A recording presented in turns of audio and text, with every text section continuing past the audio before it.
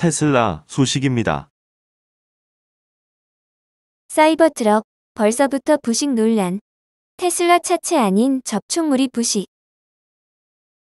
테슬라 사이버트럭이 출고를 시작한 지 2개월여 만에 차체 부식 논란에 빠졌다. 일부 차주의 불만이 이어지자 테슬라 엔지니어는 차체 부식이 아닌 차체에 달라붙은 외부 철분이 녹이 쓴 것이라고 설명했다. 19일 미국 CBS 뉴스와 오토인포 등에 따르면 사이버트럭 소유주들의 온라인 커뮤니티에는 차체 표면에 작은 갈색 점이 번진 듯한 자국이 여러 개 보이는 사진이 게시됐다. 게시자는 빗속에서 이틀간 주행했다. 녹슨 자국이 주방 세제를 이용해 닦아도 지워지지 않는다고 했다. 이 커뮤니티의 또 다른 이용자도 사이버트럭을 빗속에서 운전한 뒤 표면에서 부식을 발견했다며 비슷하게 차체 표면에 짙은 색의 작은 점이 여러 개 나타난 사진을 올렸다. 테슬라는 지난해 11월 30일 사이버트럭을 처음으로 예약 주문한 사람들에게 인도하기 시작했다. 이에 대해 테슬라 사이버트럭 수석 엔지니어인 웨스 모릴은 자신의 소셜미디어 X 계정에 글을 올려 논란이 된 녹슨 자국이 차량 자체의 부식은 아니라고 반박했다. 그는 스테인리스는 반응적이어서 그 위에 놓인 철이 녹슬게 된다며 그것은 표면 오염일 뿐이며 쉽게 지워질 수 있다고 썼다. 사이버트럭은 차체 도장면을 보호하는 보호막, 이른바 클리어 코트의 부재 또는 부분 도막으로 인해 외부 철분이 쉽게 차체에 달라붙는다는 단점이 지적됐다. 철분이 달라붙고 이 철분이 녹이 쓴 채 도장면에 남아있다는 의미다. 사이버트럭 가격은 6990달러부터 시작되고 최고급 트림은 99,990달러에 달한다. 앞서 테슬라는 사이버트럭 사용 지침을 통해 스테인리스 스틸 차체를 얼룩 없이 유지하기 위해 부식성 물질을 바로 제거하라고 권고했다. 부식성 물질에는 도로 위에서 튀어 올라오는 유분날 짐승의 배설물 타르먼지 등이 포함된다. 마이크로소프트 소식입니다. 엑스박스 게임 패스, 부진 원인과 향후 전망. 게임 구독형 서비스, 엑스박스 게임 패스의 성과를 두고 의견이 분분하다. 지난 16일 마이크로소프트가 공식 팟캐스트로 공개한 게임 패스 구독자는 3,400만 명에 달한다. 해당 수치는 2022년 1월 액티비전 블리자드 인수계획 발표 이후 처음 공개한 것으로 당시 2,500만 명이었던 구독자 수에 비해 36% 증가했다.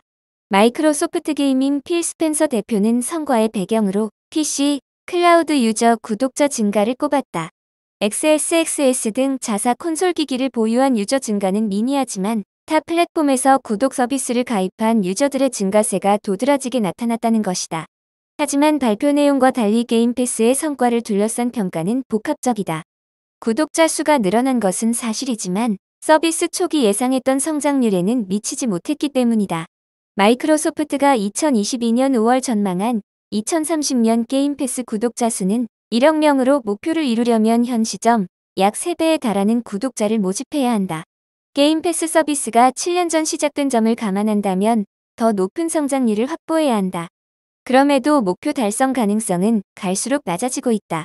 마이크로소프트는 2022년 6월 회계연도 기준 연간 구독자 수 증가율을 73%로 예상했지만 이조차 28%에 그치면서 서비스 발전 가능성 자체에 의문이 제기되고 있다. 최근 마이크로소프트의 행보를 감안했을 때 게임 패스 구독자 성장률은 아쉬운 수준이다. 실제로 구독자 3,400만 명 가운데는 게임 패스 코어 리브랜딩으로 편입된 엑스박스 라이브 골드 유저가 포함되어 있어 실질적인 신규 구독자는 많지 않을 가능성이 높다. 각종 메리트가 게임 패스의 흥행에 별다른 영향을 주지 못했다는 점도 마이크로소프트 입장에서 뼈아픈 사실이다. 여러 수작을 게임 패스 데이원으로 선보였음에도 성과는 기대치에 미치지 못했다. 특히 독점 타이틀의 아쉬운 평가는 게임 패스 성장률 하락의 주요 원인으로 지목될 만하다. 독점 콘텐츠를 전면에 내세워 마케팅을 진행하는 구독형 서비스 특성상 타이틀의 흥행이 플랫폼의 성과로 연결되는 경우가 많기 때문이다. 스타필드의 흥행 실패는 액티비전 블리자드 인수 행보의 우려로 이어질 만큼 많은 지탄을 받았다. 한글화 미지원 등 국내 이슈를 제외하더라도 게임성 자체 퀄리티에 부정적 평가가 집중됐기 때문이다. 또한 미흡한 콘텐츠와 완성도는 마이크로소프트의 퍼스트파티 타이틀 관리 능력이 부족하다는 지적으로 이어졌다. 이러한 상황을 타개하려면 독점 타이틀 출시 및 확보로 새로운 반등 지점을 모색해야 하지만 단기간의 상황 개선은 쉽지 않을 것으로 보인다. 디아블로4를 자사 게임 최초로 게임 패스에 선보인 블리자드는 내부적으로 구조조정을 진행 중인데다 개발 중인 신작을 접는 등 기조 변화에 나서고 있다. 또한 액티비전 블리자드 인수의 최대어로 꼽힌 콜 오브 듀티는 계약에 따라 게임 패스 이외의 플랫폼에서도 서비스 중이며 향후 몇 년간 출시될 신작도 PS5 등 타 플랫폼에 출시될 예정이라 독점 타이틀로 존재감을 발휘하기 어려울 전망이다. 그럼에도 마이크로소프트가 게임사 인수합병에 적극적인 자세를 취하고 있으며 출시 예정작 관리에 신경 쓰는 점을 감안하면 게임 패스 서비스 자체는 큰 문제 없이 유지될 것으로 보인다. 스타필드의 부진이 예상치 못한 장애물로 등장했지만 블리자드 IP와 콜 오브 듀티 시리즈를 성공적으로 확보한 만큼 향후 게임 패스 서비스의 동향, 전망은 이전과는 사뭇 다를 것으로 예상된다.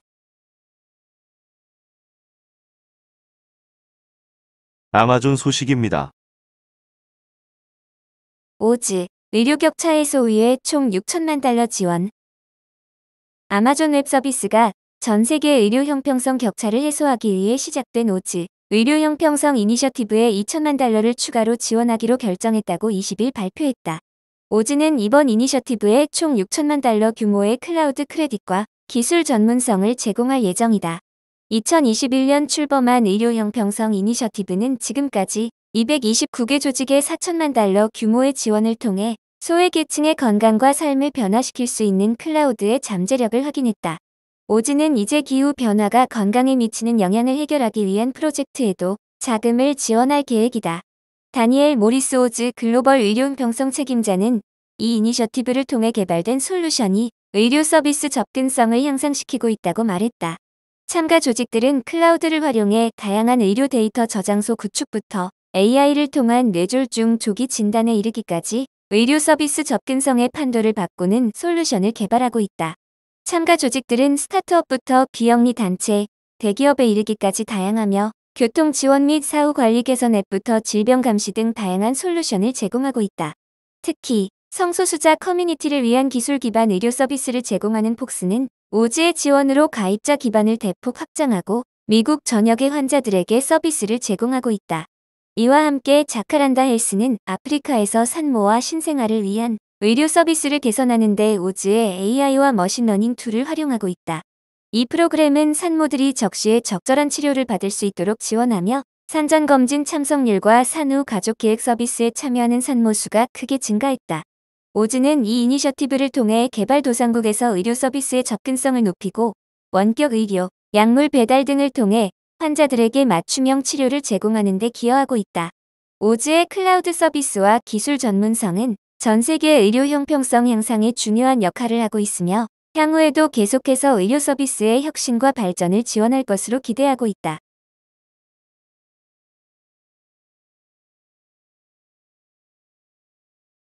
구글 소식입니다. 내부 직원 위한 AI 모델 구스 도입. 구글이 내부 직원들의 코드 작성 효율성을 높이기 위한 인공지능 모델 구스를 도입했다. 지난 16일 온라인 매체 기가진에 따르면 구글이 직원들의 코드 작성 속도를 높이고 신제품 개발을 지원해 업무 효율성을 높이기 위한 AI 대형 모델인 구스를 선보였다. 앞서 구글은 AI 도구 바드를 리브랜딩한 제미나이를 발표했다. 구스는 제미나이를 기반으로 구글이 수십 년간 쌓아온 엔지니어링 노하우가 집약된 AI 모델이다. 구글은 내부 자료를 통해 구스가 구글 고유의 기술 관련 질문에 답하고 사내 기술 스택을 사용해 코드를 작성할 것이라며 자연어 프롬프트에 따라 코드를 편집하는 등의 새로운 기능도 지원할 예정이라고 설명했다. 구글은 지난해 수천 명의 인력을 정리하는 등 대규모 구조조정을 단행한 바 있다. 루스 폴라트 구글 최고 재무 책임자는 AI 활용을 통한 알파벳 전체의 업무 효율화 등으로 비용 증가를 억제할 것이라며 AI 도입 계획을 밝히기도 했다.